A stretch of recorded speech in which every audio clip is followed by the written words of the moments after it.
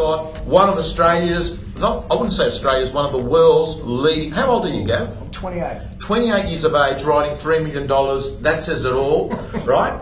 We can finish it up there. I'm feeling inadequate already. Hey, John, what a great, thanks for tuning in, everyone. And So we're live, right? Yeah, well, so there are people watching us live. Troy, can you tell how many yet? Or at least one, hopefully. Yeah, guys, we're getting there. What happens is the audience builds in as it goes on, and we're going to check in with you, Troy, in a few moments. As people are tuning in, this is our first live stream on Facebook. And I told John about 5 minutes ago, and I told Gav doesn't even know this is actually happening. So, firstly, John, are you well? Yeah, very good. All good? Very good. Troy, you well? I'm really well, thank you, Tom. Troy, so I know, when people are watching this on live Facebook, are you in this picture? Yeah, I am. You are. Focus is on him more than likely. He's controlling the camera. So they'll hear our voices and look at you. Yeah. Okay. So, Gav, thanks for coming in today. Absolutely. Just for those that don't know the KPIs, you've been at Ray White, Double Bay for how many years? 8 years since the beginning. So you started in sales or in property management? Started in sales. Yeah. At 20? At 20. Yeah. And I've been there ever since. Like me. But you started in Double Bay, which is like the hottest market in the country, along with, Toorak, Armidale, Right. and so forth. And that was always the plan. I mean, I sort of, from an early point, knew that I wanted to get into the bigger houses market, and sort of ascertained early on that that was the market and office and area I needed to be in to do that long term. So, But at 20 years of age, you weren't listed. What was your first job in Double Bay? it wasn't working in Double Bay. My first job was 13 years old at McDonald's, if we really want to sort of wind it back. Then I went to retail.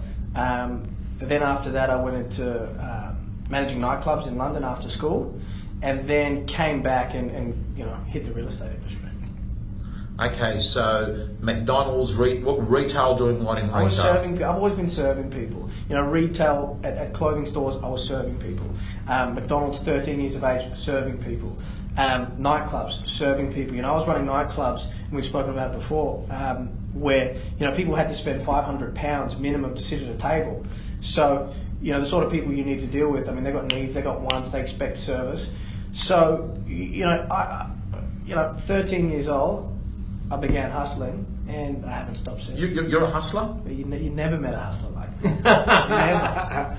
I think that's true. I mean, that's what I really picked up. I got to know, as we all did, those that came to ARIC last year, Gavin a bit better, just from the Q&A and the presentation that he did. And I got that energy, because it's funny, Gav, a lot of people would, and I think appropriately, some people think hustler is a bad thing. Yes. Because I think some people that hustle do it poorly, and they do it with their own self-interest. I've always taken the view that hustling is really about great energy, chasing hard, being competitive. For sure. But as long as you do it with integrity, it's a damn good strategy, right? Yeah. And a lot of people, they're too laid back. They're waiting in line, and if they want to call me back, they will. I suspect you're on the phone, you're chasing, you're pressing. Is that part of your energy? Everything and everyone, constantly. Sense of urgency, right? It has to be. Right. I think that's a huge factor in what determines the success of a real estate agent. Is how well can you create sense of urgency in all sorts of So how do facets. you do that? Give us some examples. On a day-to-day basis, what does hustle look like for you? So I talk about this thing, and I always have whenever I've spoken with you or at a conference, about time. Like, time to a real estate agent is absolutely everything. And I think, the difference between a good agent and every other agent, I say that because unfortunately there are a few good agents. A lot of people who sort of pretend to be good agents, but there are really only few, and we spoke about it before, is that a good agent gets paid for their time. So what I do is I'm absolutely fastidious about managing my time and ensuring that, when it's game on and it's time to play, which is for me Monday to Friday, 5 a.m. in the morning, I'm using every minute of that solely on three aspects, and that's buyers, sellers and deals. Now, there are a lot of other moving parts to the business, of course, but I've structured and implemented a very capable, very diligent, very proactive team who manage those sorts of bases as carefully as I do myself. So I'm at a listing with you, I'm on vendor, and you've turned up, and I've obviously heard about you. First thing they do is kind of look down and go, "You're Gavin?" And I look up and say, "Yep, how you doing?" But do I get a sense at that point that you're kind of like on the move, on the game, or are you more restrained in the listing What's your energy at a listing? Listing energy is high, and I take control straight away. So usually you open the front door, right, and there's this awkward kind of energy. What happens? I've always been and am still very good at taking control of the situation. So straight away, I'm Gavin. Why don't you give me a tour of the house, show me around, then we'll sit down and have a chat. So I kind of informally set up a structure. Yeah. Once we've had the tour of the house, or while we're going through the house, I'm asking questions. I'm not really take notes in your head. Yeah. So, like I said to you even before, I'm not good at a whole bunch of things. There's 1, 2, maybe 3 things I'm really good at. Memory is one of them. I'm not going to call it photographic, but if someone says something to me, it sticks and I won't forget it. So I'm asking them questions throughout the tour. Example, what sort of questions are you talking about at that point? Just questions to get them loose. How long have you been here? What did you pay for the place?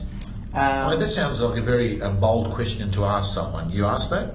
I'm never scared to ask the question. In a listing presentation, one of the main questions I ask is, why are you selling?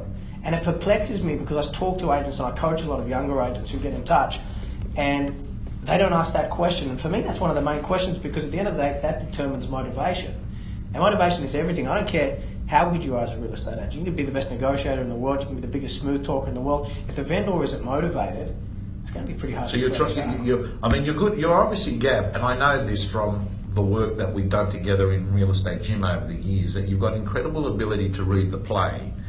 It's everything. Okay. What do you mean by that? Well, John, I think Diagnosis. I think some people can be outstanding at going to a 3-day course and learn word for word what to do. And then you get another person that's got this incredible ability to walk into a room and suss out what's going on without much being said.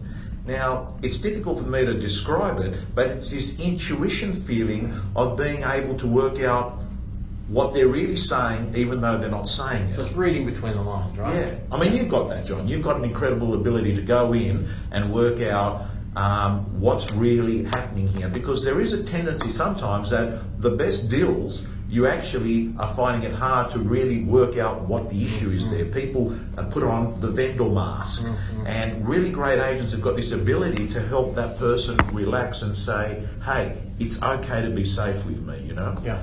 So Gav, I'm guessing, I've never been to a listing with you, but I'd love to one day. I would love to have you. Yeah, no, it'd be a pleasure. I'm guessing that, as you've just said, energy is a big part of your Everything. This is point an of energy difference. game. Energy game. Energy game.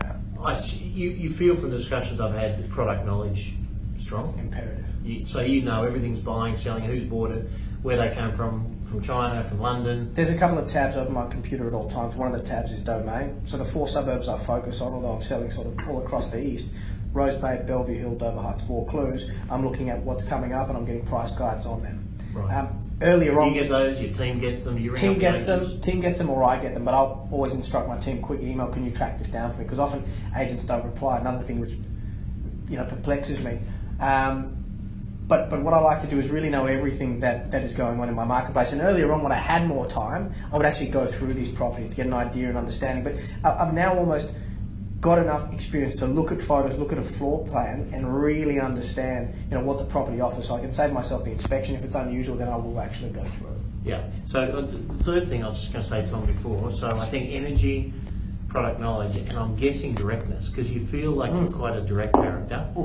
And that, I think if as long as people aren't trying to shock their customers, they're just being direct. So why are you selling? Why'd you call me in? Yeah. Asking a few direct questions, it kind of opens up someone to say, well, this guy's, he's a straight shooter.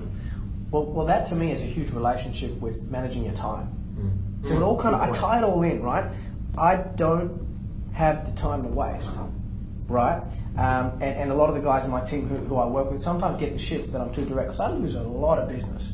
I can see straight away in the vendor's face, and when I leave, and know straight away that I'm not going to get that, because that vendor wants an agent who's going to tell them what they want to hear, right, rather than what they need to hear. And I have that conversation with them as well, sitting at the table when we talk about the value. I say, now listen, do you want to know what you need to hear, or do you want me to tell you what you want to hear? Yeah. Because if you want to know what you need to hear, I'm the guy. If you want someone who's going to tell you what you want to hear, I've got a list of agents, and you can put my So let's go. Sorry, Tom. No, John, answer that. I'm trying to work out, John, you know very well your real estate business, and you built your whole brand in the eastern suburbs of Sydney. But when we look at the eastern suburbs, sometimes you look at Darlinghurst and Surrey Hills and you see a younger demographic, but I'm looking at Gav, a 28-year-old guy that's gone into a marketplace where I would say you're doing the suburbs, you're doing a what? Rose Bay, Dover Heights, Bellevue Hill. We're talking about 60-year-old vendors, double your age. And we're talking about the competitors. Many of them have been there 25, 30 years. That's 25, what I compete 30 with. years. I don't compete with anyone my age. And I'm also, or somewhat fortunate enough, because the boys at Bressick Whitney, and I think everyone knows we've got a very good relationship with Ivan over there. The training they do and the skill set they have is fantastic. I'm fortunate enough, I don't compete with these guys because they're all sort of young. They got a good skill set. I mean, the people I'm competing with are 20, 30 years into the business. They're 40 years plus. And they're somewhat complacent, which to me is a huge opportunity, and I've just been capitalising on that.